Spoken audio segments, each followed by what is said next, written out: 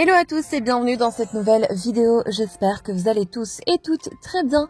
Par ici, comme d'habitude, eh bien tout va pour le mieux. Alors dans la vidéo d'aujourd'hui, on va se retrouver pour une petite motivation, rangement et nettoyage. Et pour commencer, comme vous l'avez vu en image, je vais aérer la chambre pour renouveler l'air. Je vais ensuite m'attaquer à la cuisine et vous le savez très bien, je déteste voir la vaisselle traîner, donc je vais commencer par la mettre dans le lave-vaisselle car oui, dans cet appartement on a un lave-vaisselle et très sincèrement c'est un gain de temps incroyable et en plus de ça, je peux me poser tous les soirs devant ma petite série au calme, tranquille, sans avoir à me soucier de ma vaisselle. Je pense que vous êtes nombreuses à avoir des lave-vaisselle à la maison, mais c'est vrai que moi, jusqu'à présent, j'en avais pas, donc c'est vrai que ça me change énormément la vie. Je vais ensuite m'attaquer aux surfaces de la cuisine, donc je vais vraiment nettoyer le plan de travail, l'attaque. Alors ce n'était pas vraiment sale, mais c'était vraiment histoire de bien nettoyer. Alors sans vous mentir, cette cuisine me change énormément puisque comme vous le voyez, eh bien j'ai énormément de rangements, mais aussi je ne peux déplacer aucun meuble. Donc c'est une bonne chose pour moi puisque j'avais l'habitude de tout déplacer pour bien nettoyer. Mais voilà, c'est plutôt sympa d'avoir une belle cuisine. Et si jamais vous vous posez la question, la cuisine vient également de chez Ikea puisque l'appartement a été entièrement rénové et tout vient de chez Ikea. Par contre, malheureusement, je n'ai pas le nom. Alors ici, pour nettoyer la cuisine, j'utilise uniquement un nettoie-tout à la rhubarbe qui vient de chez Colruyt. Mais par contre, si vous avez des petits conseils pour mon plan de travail en bois, eh bien, je suis preneuse puisque j'ai vraiment très peur de l'abîmer et j'essaye de trouver un petit produit qui pourrait peut-être le nourrir et le protéger. Donc si jamais vous avez des conseils, n'hésitez pas à me le dire en commentaire.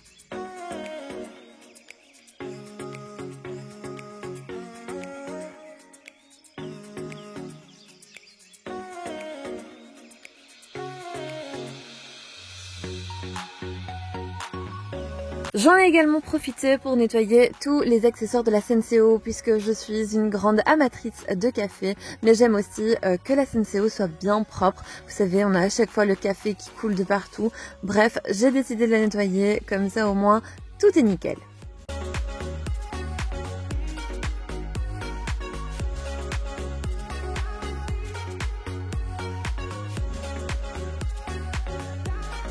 Je vais ensuite nettoyer l'évier et encore rien de particulier, j'utilise également le nettoie-tout, une éponge mais le côté doux et ensuite pour sécher et faire briller, j'utilise une microfibre sèche et propre.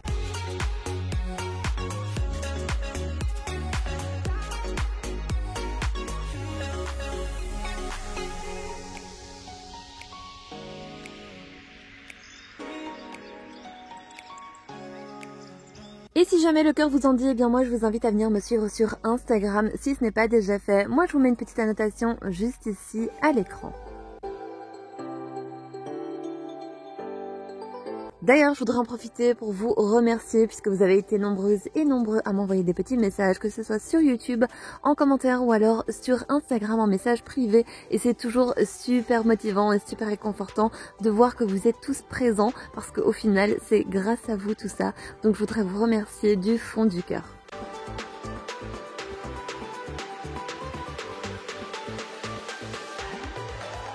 Pour en revenir au nettoyage, comme je vous l'ai dit précédemment, eh bien moi j'utilise uniquement une microfibre propre et sèche pour faire briller l'évier et comme vous pouvez le constater en image, ça fonctionne super bien, pas besoin de produit, la microfibre fait tout le travail.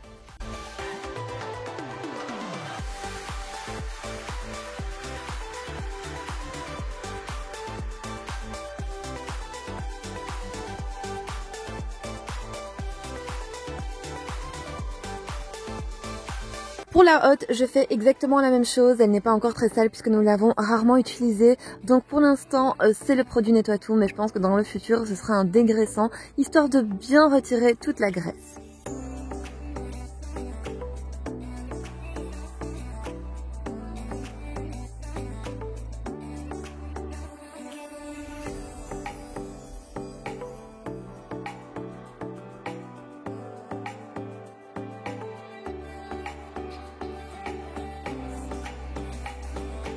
Je vais également en profiter pour changer les essuies de cuisine, comme ça au moins je suis sûre que tout est propre.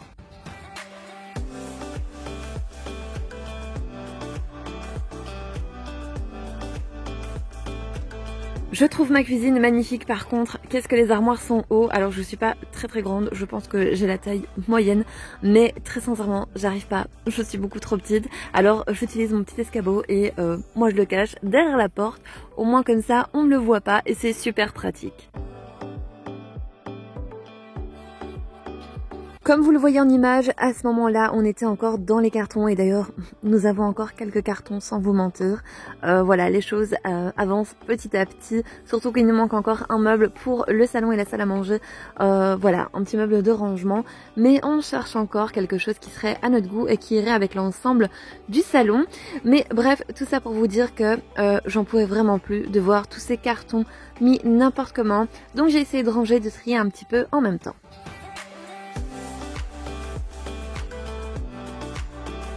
Mon but était vraiment de nettoyer l'appartement mais aussi de désencombrer un petit peu puisque vous le savez, je déteste l'encombrement visuel et là, il y avait un peu trop de cartons à mon goût. Donc j'ai essayé de les mettre dans un petit coin de la pièce histoire que ça dérange pas trop puisque ce sont encore des affaires dont on a besoin. Voilà, donc j'ai commencé par bien ranger et désencombrer.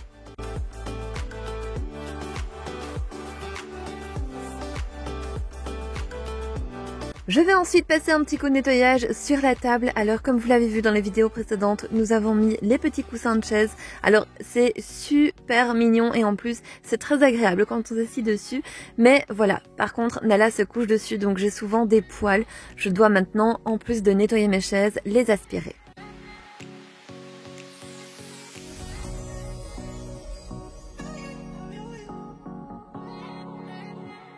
Je vais également mettre des petites protections aux chaises puisque moi je n'aime pas du tout quand les chaises font du bruit quand on les prend. Vous savez, je sais pas trop comment vous expliquer, mais bref, je déteste quand les chaises grincent par terre. Et en plus de ça, comme on a du vrai bois à terre, eh bien ça risque de griffer. Donc j'ai acheté ceci chez Action. Je vais vous mettre donc le prix à l'écran puisque je ne m'en souviens plus, mais c'est super pratique et en plus de ça vous avez plusieurs tailles.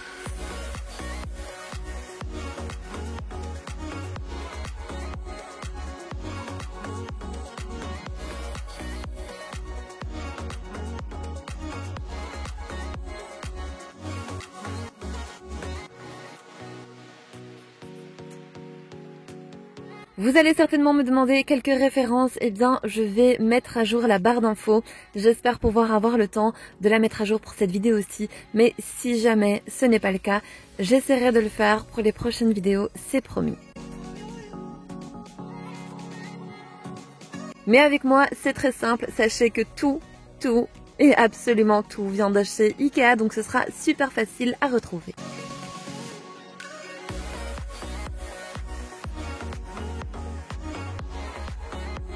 On va ensuite passer au nettoyage de la salle de bain. Alors sachez que tout ce que vous voyez en vidéo, eh bien c'est momentané, provisoire.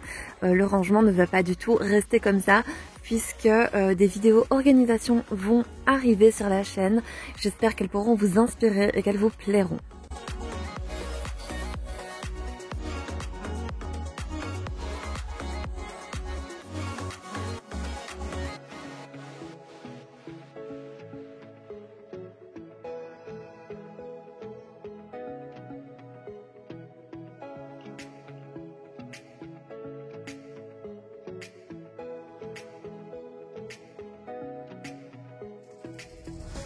Pour le nettoyage du lavabo, j'utilise encore et toujours une éponge et du sif. Voilà, c'est ce que je préfère vraiment utiliser. J'utilise toujours le côté doux de l'éponge, jamais celui qui griffe, puisque voilà, ici tout est neuf et même si ce n'était pas le cas, je l'aurais fait comme ça. C'est vraiment pour éviter d'abîmer le matériel.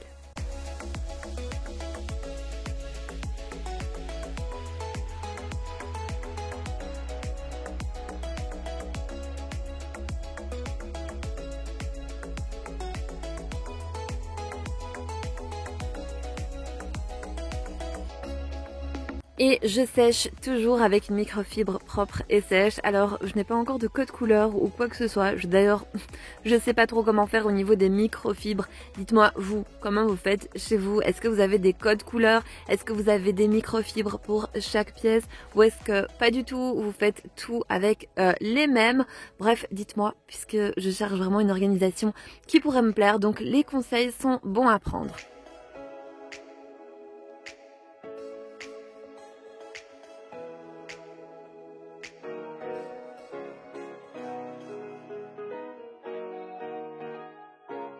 Pour nettoyer la douche, j'utilise également le cif, l'éponge, mais aussi une brosse, celle de chez Action. Je vous l'avais déjà présentée dans une vidéo, je l'utilise vraiment pour aller, par exemple ici, dans le filtre de la douche, vraiment pour gratter, pour enlever toutes les saletés. Et au niveau de l'inox, toujours le côté doux de l'éponge. Et par contre pour les murs, comme voilà, c'est du carrelage, et bien j'utilise le côté un petit peu plus rugueux, vraiment pour enlever toutes les saletés, histoire que ce soit bien propre et pour éviter surtout que les joints ne deviennent noirs.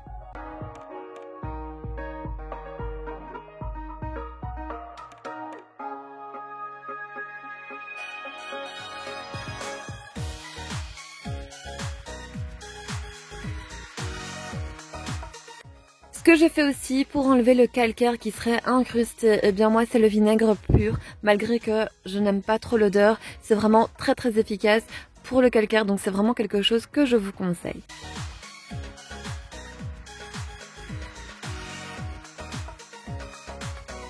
Ensuite, je vais rincer le tout et je vais passer la raclette au niveau de la vitre de la douche, vraiment pour éviter le dépôt de calcaire encore une fois parce que je trouve ça très moche. Donc voilà, et en plus, au fur et à mesure, si vous laissez incruster, c'est très difficile à faire partir. Donc voilà, le petit conseil en plus, c'est vraiment la raclette et en plus de ça, nous on le fait après chaque douche. Comme ça au moins, pas d'eau qui reste, pas de calcaire.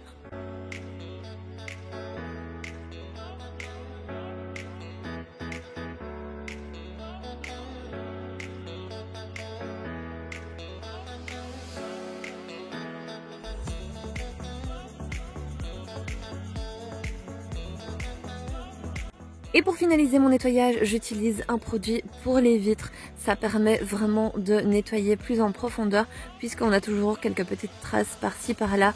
Et ça, je trouve que c'est vraiment, voilà, pour la finition, c'est juste parfait.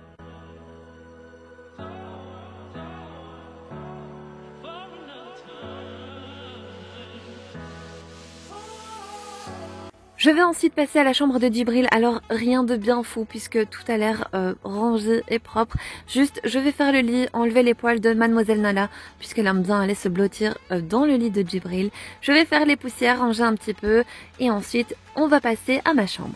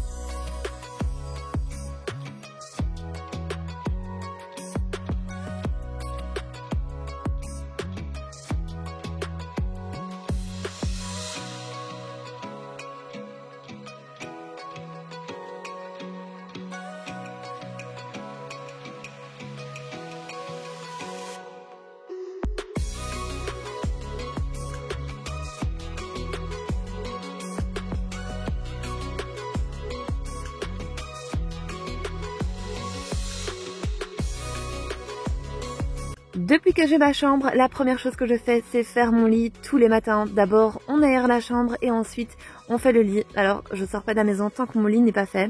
Je trouve que, franchement, c'est hyper dommage de laisser un lit complètement défait. Je trouve que la pièce paraît complètement en désordre. Donc voilà, petit conseil, faites votre lit tous les matins. Ça prend 2 minutes. C'est réglé, on n'en parle plus.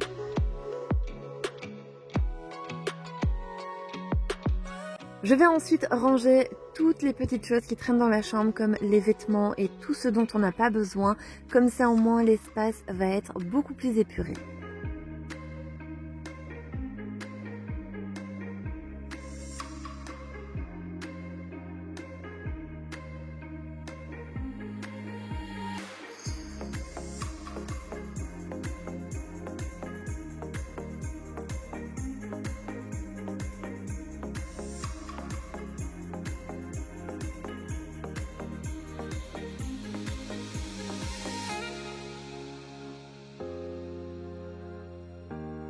Je vais également retirer mes petites lampes de chevet qui viennent de chez Ikea. Alors je ne vous les conseille pas du tout. Elles sont très jolies, mais par contre ne sont pas du tout pratiques. Alors elles ont un côté comme ça que j'aimais beaucoup, rectangulaire, allongé. Par contre, comme elles viennent à plat dans la boîte, elles sont complètement de travers. Une fois que vous les sortez, vous avez envie qu'elles soient bien droites.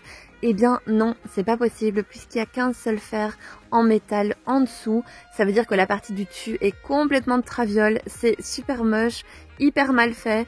Donc voilà, moi je les garderai pas. Je vais les remettre chez Ikea et je vais en prendre des autres plus simples. Voilà, c'est dommage, elles sont très jolies. Mais par contre voilà, je les déconseille fortement. Et pour continuer dans le ménage, eh bien, je vais passer un coup d'aspirateur, comme vous l'aurez vu, dans toute la maison et ensuite un bon coup de balai vapeur pour tout désinfecter et tout nettoyer.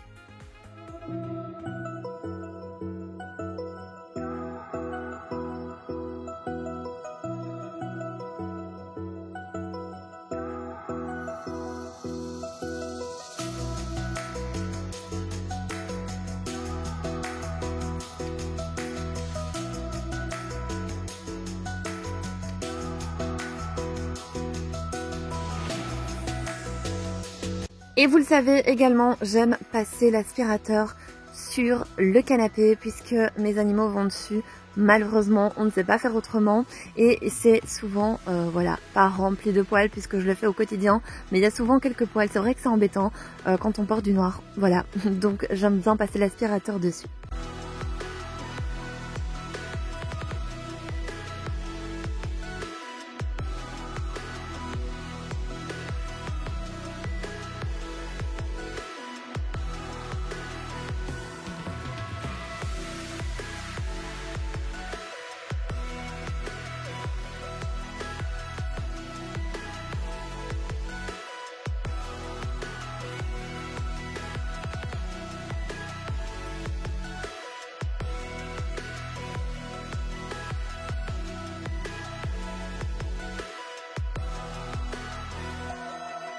Comme je l'ai dit, je vais ensuite passer le balai vapeur dans toute la maison. Alors je continue d'utiliser malgré que nous avons du vrai bois.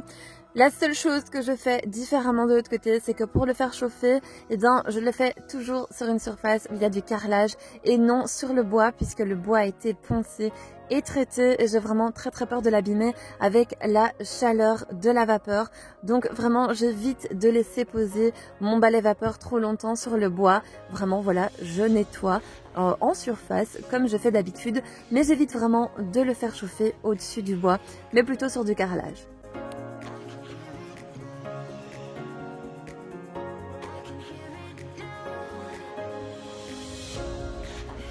Et bien voilà, cette vidéo est à présent terminée. J'espère sincèrement qu'elle vous aura plu et qu'elle vous aura apporté la motivation nécessaire dont vous avez besoin.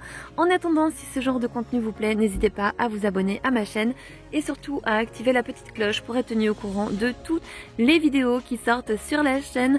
Vous pouvez également liker la vidéo pour me soutenir, c'est gratuit, vous ne payez rien et moi ça me fait super plaisir. Donc en attendant, moi je vous fais de gros bisous et je vous dis à dimanche prochain, 10 h dans une nouvelle vidéo.